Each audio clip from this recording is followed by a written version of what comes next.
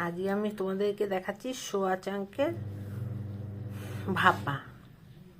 তার জন্য আমি কতগুলো সোয়া চাঙ্ক নিয়েছি, নিয়ে আমি এবার এটাকে জলে ফুটিয়ে নিলাম। তারপরে আমি এটাকে ধুয়ে টুয়ে নিয়ে আসছি। দেখুন এই ছোট ছোট সোয়া চাঙ্কগুলো কত বড় হয়ে গেছে ফুটে। আর এগুলোকে আমি ধুয়ে ঠিক করে নিয়ে আসছি, আপনাদের দেখাচ্ছি কেমন করে করব। এই ভাপা করার জন্য আমি সোয়া চাংটাকে তো দেখলে সেদ্ধ করে নিয়েছি, নিয়ে ধুয়ে রেখে দিয়েছি।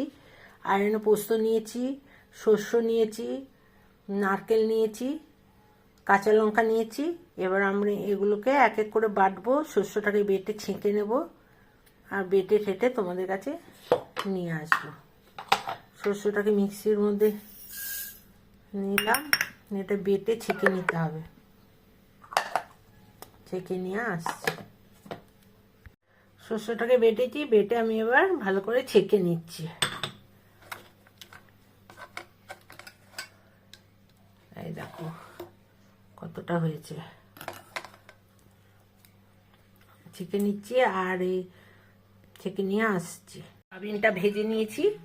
এবার আমি এক এক করে কি দিচ্ছি দেখবেন আসুন। আমি খানিকটা আলু কুচিয়ে নিয়েছি, একদম করে কুচিয়ে নিয়েছি, তাহলে বেশ একটু ভালো লাগবে। আলু যারা খাবেন না তারা দেবেন না, বিনা আলুতেও করা যায়।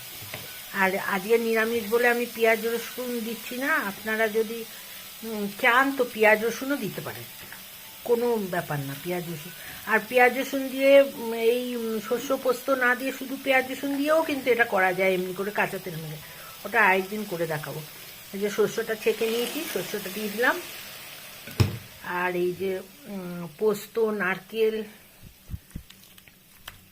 কাঁচা লঙ্কা সব বেটে নিয়েছি, সেগুলো দিয়ে দিলাম। সেগুলো দিয়ে দিলাম।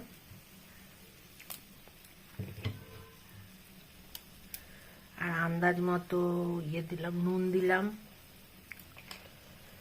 আর একটু হলুদ দিলাম অল্প। আর এই রঙের জন্য একটু এই অল্প একটু, খুব রঙের দরকার নেই, অল্প একটু রঙের জন্য একটু কাশ্মীর লঙ্কা দিলাম। কাঁচা লঙ্কা দিয়েছি তো, আর বেশি ঝাল খাওয়া যাবে না। দিয়ে আর একটু সর্ষের তেল দিলাম।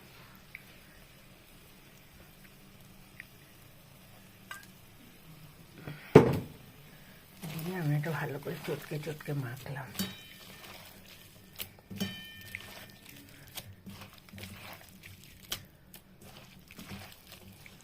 ভালো করে ভালোবাসা দিয়ে মাখছি, তাহলে আরো খেতে টেস্ট হয়।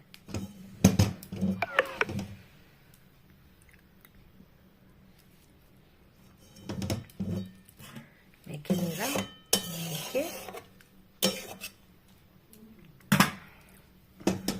তারপরে দেখাচ্ছি। মাখা হয়ে গেল। মিক্সিটা ধুয়ে সব মেখে রাখলাম। এবার মিক্সিটা ধুয়ে একটু জল দিয়ে দিলাম, দিয়ে আমি এবার ঢেকে ফুটতে দেবো যতক্ষণ না পর্যন্ত এই আলুগুলো সেদ্ধ হয়। তারপরে আমি কি করছি আপনারা দেখুন শেষ পর্যন্ত।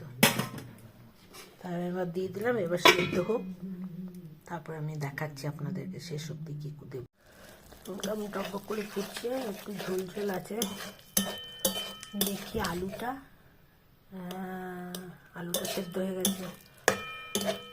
এবার আমি এটা আর একটু ফুটুক, একদম ঝোলটা শুকিয়ে যাবে, শুকনো শুকনো মাখা মাখা হবে। একটুখানি বাদে আমি আবার ফিরে আসছি। শুকিয়ে গেল, মোটামুটি থকথকে হয়ে গেছে। আমরা থকথকে নামাবো, একদম শুকাবো না। এই যে আলুটা আমাদের সেদ্ধ হয়ে গেল, এই যে আলু কাটলাম, আলুটা সেদ্ধ হয়ে গেল। আর এই যে ধনে পাতা দিলাম, নামাবার আগে ধনে পাতা আর একটু কাঁচা তেল ছড়িয়ে দিলাম অল্প করে। এইটা করতে খুব একটা তেলও লাগে না, আর খেতেও খুব সুস্বাদু হয়। দেখুন ঝোল নেই, এই শুকনো শুকনো। এবার আমি গ্যাসটা বন্ধ করে এটা ঢেকে স্ট্যান্ডিং টাইমে রেখে দেবো। হয়ে গেল আমার সয়াবিনের ভাপা। আমি এবার গ্যাসটা বন্ধ করে দিলাম, দিয়ে আমি এটাকে ঢেকে দেবো।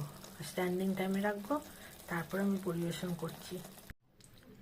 এই আমরা সোয়া চাঙ্ক এই রান্নাটা আমরা কমপ্লিট করে নিলাম এবং আমি পরিবেশন করে নিলাম। দেখুন, দেখতে তো খুব সুন্দর হয়েছে, খেতেও দারুণ সুন্দর হয়েছে। ভাত দিয়ে, রুটি দিয়ে, সব কিছু দিয়েই খাওয়া যাচ্ছে সোয়া চাঙ্ক ভাপা। আপনারা এমনি করে করে দেখবেন এবং খেয়ে দেখবেন, দারুণ সুন্দর লাগছে, একটা নতুনত্ব রান্না। আপনারা খেয়ে দেখবেন এবং বলবেন আমাকে। আমাদের এই রান্না কমপ্লিট হয়ে গেল, পরিবেশন করে দিলাম। বাই। আমি আবার অন্য রান্না নিয়ে আসবো পরবর্তী ক্ষেত্রে। আজ এখানেই সমাপ্ত হলো।